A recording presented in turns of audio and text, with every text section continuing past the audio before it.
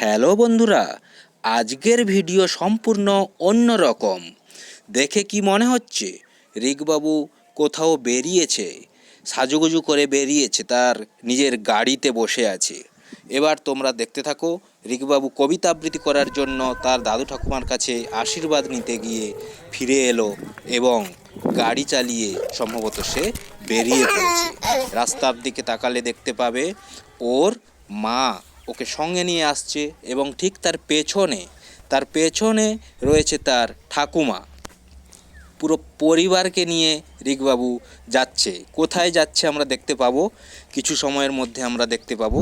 এখন আমাদের গ্রামের স্কুল গেটে রিকবাবু প্রবেশ করে ফেলেছে তার মায়ের সঙ্গে।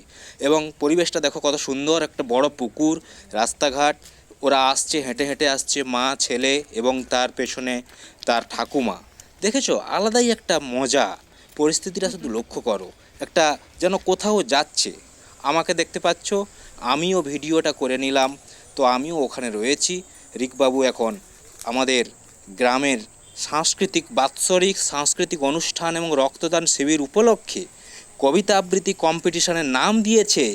তোমরা এর আগে অনেকেই দেখেছো, রিকবাবুর কবিতা শুনেছো, ফেসবুক থেকে দেখেছো, তো এটা মঞ্চস্থ তোমরা দেখতে পাবে একদম। দেখো, রিকবাবু অপেক্ষা করছে কবিতা আবৃত্তির জন্য।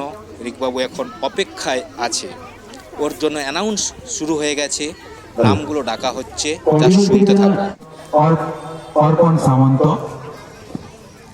রিকবাবু নাম দিয়েছে অর্ণব আবৃত্তি ভূঁইয়া, কম্পিটিশন, বিভাগ ক, অঙ্কিত নায়ক, ঈশান বছর সামন্ত, 9 বছর সোম মান্না, পর্যন্ত। দিক মাইতি, সায়ন মাইতি, আয়ুষ্মান বেরা, ওর পীযুষ বয়স বসু, এখন নিবেদিতা 3.5। কোটাল, ও এই অর্জুন কম্পিটিশনে নাম মণ্ডল। দিয়েছে। জাস্ট শুরু।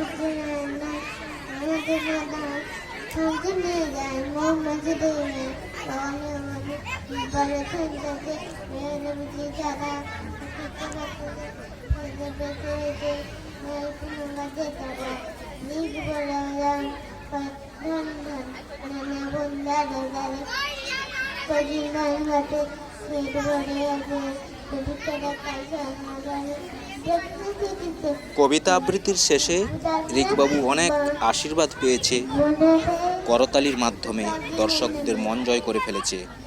তো আমিও চাইবো তোমরাও রিকবাবুকে আশীর্বাদ করো, কমেন্ট বক্সে কিছু মন্তব্য আমরা দিও। অসংখ্য ধন্যবাদ জানাই ছোট্ট থ্যাংক ইউ। ছেলে আবার পীযুষ দেখা হচ্ছে কুমার পরের সাহাকে খুব ভিডিও। সুন্দর একটি আবৃত্তি করে শোনানোর জন্য।